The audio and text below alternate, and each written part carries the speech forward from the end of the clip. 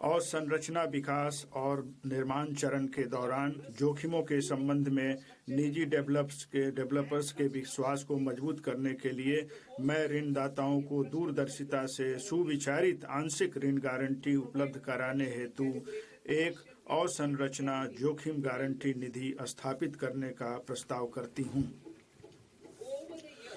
पिछले वर्षों के दौरान REITs परिसंपत्ति मुद्रीकरण के लिए एक सफल उपाय बनकर उभरे हैं।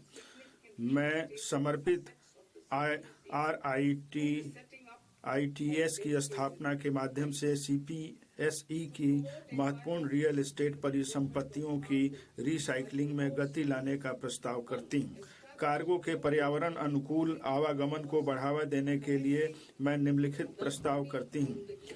पूर्व में डानकुनी से पश्चिम में सूरत को जोड़ते हुए नया समर्पित मालवाहक कॉरिडोर बनाना, तालचर और आंगुल जैसे खनिज समृद्ध क्षेत्रों तथा कलिंगा नगर जैसे औद्योगिक केंद्रों को पारादीप और धमरा पत्तनों से जोड़ने के लिए उड़ीसा में NW5 से शुरू करते हुए अगले 5 वर्षों में 20 नए राष्ट्रीय जलमार्ग NWU शुरू करना। इसके लिए अपेक्षित जनशक्ति तैयार करने के लिए क्षेत्रीय उत्कृष्ट केंद्रों के रूप में प्रशिक्षण संस्थान स्थापित किए जाएंगे। इससे प्रशिक्षण देने और कौशल प्राप्त करने के लिए जल मार्ग के पूरे भाग में युवाओं को लाभ प्राप्त होगा। इसके अलावा अंतर्देशीय जलमार्गों की जरूरतों को पूरा करने के लिए बनारस और पटना में एक जहाज मरम्मत सुविधा भी स्थापित की जाएगी।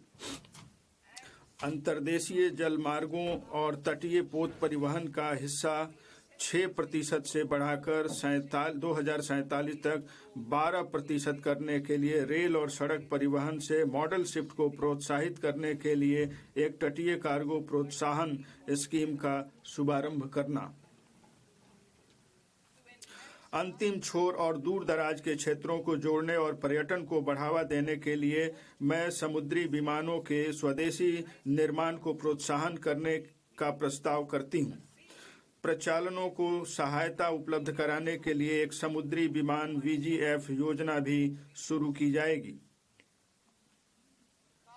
कार्बन कैप्चर उपयोगिता और भंडारण CCUS दिसंबर 2025 में शुरू किए गए रोड मैप के अनुसार बड़े पैमाने पर CCUS प्रौद्योगिकियां विद्युत, इस्पात, सीमेंट और रसायनों सहित 5 औद्योगिक क्षेत्रों में अंतिम उपयोग अनुप्रयोगों में अधिक तैयारी का स्तर प्राप्त करेगा।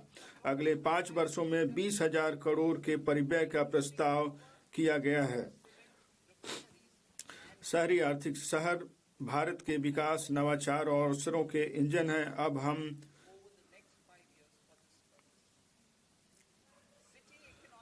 शहरी आर्थिक क्षेत्र। शहर भारत के विकास, नवाचार और अवसरों के इंजन हैं। हम अब टियर 2 और 3 शहरों तथा तीर्थ कस्बों पर भी ध्यान केंद्रित करेंगे जिन्हें आधुनिक अवसंरचना और बुनियादी सुविधाओं की आवश्यकता है। इस बजट का लक्ष्य उनके विशिष्ट विकास कारकों के आधार पर शहरी आर्थिक क्षेत्रों का मानचित्रण करके समूहों की आर्थिक शक्ति का उपयोग करने के लिए शहरों की क्षमता को और अधिक बढ़ाना है। सुधार सह परिणाम आधारित वित्त पोषण तंत्र से चुनौती मोड के माध्यम से उनकी योजनाओं को लागू करने के लिए 5 वर्षों में प्रति CER 5,000 करोड़ का आवंटन प्रस्तावित है। पर्यावरण से सतत यात्री प्रणालियों को बढ़ावा देने के लिए हम शहरों के बीच विकास संयोजक के रूप में 7 उच्च गति रेल कॉरिडोर अर्थात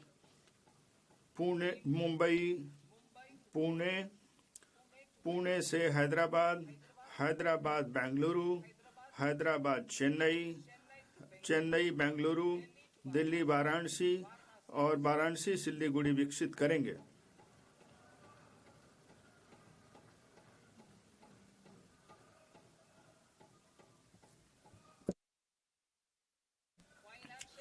वित्तीय क्षेत्र। मजबूत तुलन पत्र, लाभप्रदता में ऐतिहासिक उच्च स्तर पर परिसंपत्तियों की बेहतर गुणवत्ता और देश के 98% से अधिक गांवों में कवरेज आज भारतीय बैंकिंग क्षेत्र की प्रमुख विशेषताएं हैं। इस समय हम इस क्षेत्र के सुधार प्रेरित विकास पथ को जारी रखने के लिए जरूरी उपायों के भविष्यवादी रूप से मूल्यांकन करने के लिए बेहतर स्थिति में हैं। मैं वित्तीय स्थायित्व, समावेशन और उपभोक्ता संरक्षण को सुरक्षित करते हुए भारत के अगले चरण की विकास जरूरतों के अनुरूप इस क्षेत्र की व्यापक समीक्षा करने के लिए मैं विकसित भारत के लिए बैंकिंग पर उच्च स्तरीय समिति गठन करने का प्रस्ताव करती हूँ। ऋण संवितरण और औद्योगिक प्रौद्योगिकी अपनाने के लिए स्पष्ट लक्ष्यों के साथ विकसित भारत के लिए NBFC हेतु विजन तैयार किया गया है।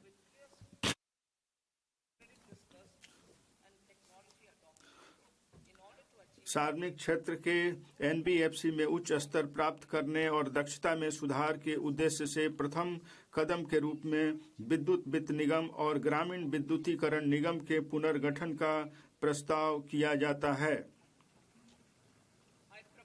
मैं भारत की विकासोन्मुखी आर्थिक प्राथमिकताओं के अनुरूप विदेशी निवेश के लिए अधिक समकालीन उपयोगकर्ता अनुकूल ढांचा तैयार करने के लिए विदेशी मुद्रा प्रबंधन गृह ऋण लिखित नियमावली की व्यापक समीक्षा का प्रस्ताव करती हूँ। कॉर्पोरेट बॉन्ड बाजार। मैं एक ऐसे बाजार निर्माण की संरचना पेश करने का प्रस्ताव करती हूं जहां कॉर्पोरेट बॉन्ड क्षेत्र में निधियों और व्युत्पन्नों के लिए पर्याप्त अवसर हों। मैं कॉर्पोरेट बॉन्डों पर पूर्ण रिटर्न स्वैप शुरू करने का भी प्रस्ताव करती हूं। Municipal bond. बड़े शहरों द्वारा आर्थिक मूल्य के म्युनिसिपल बॉन्ड जारी करने को बढ़ावा देने के लिए मैं 1000 करोड़ से अधिक का एकल बॉन्ड जारी करने के लिए 100 करोड़ के प्रोत्साहन का प्रस्ताव करती हूं। अमृत के अंतर्गत वर्तमान योजना जो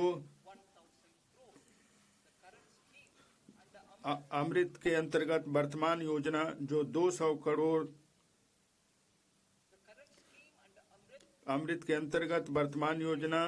जो 200 करोड़ तक के बॉन्ड जारी करने पर प्रोत्साहन प्रदान करती है। यह भी छोटे और मध्यम कस्बों को सहायता प्रदान करने के लिए जारी रहेगी। व्यापार करने की सुगमता। भारत के बाहर निवासी व्यक्तिगत व्यक्ति PROI को पोर्टफोलियो निवेश योजना के माध्यम से सूचीबद्ध भारतीय कंपनियों की इक्विटी लिखतों में निवेश करने की अनुमति होगी।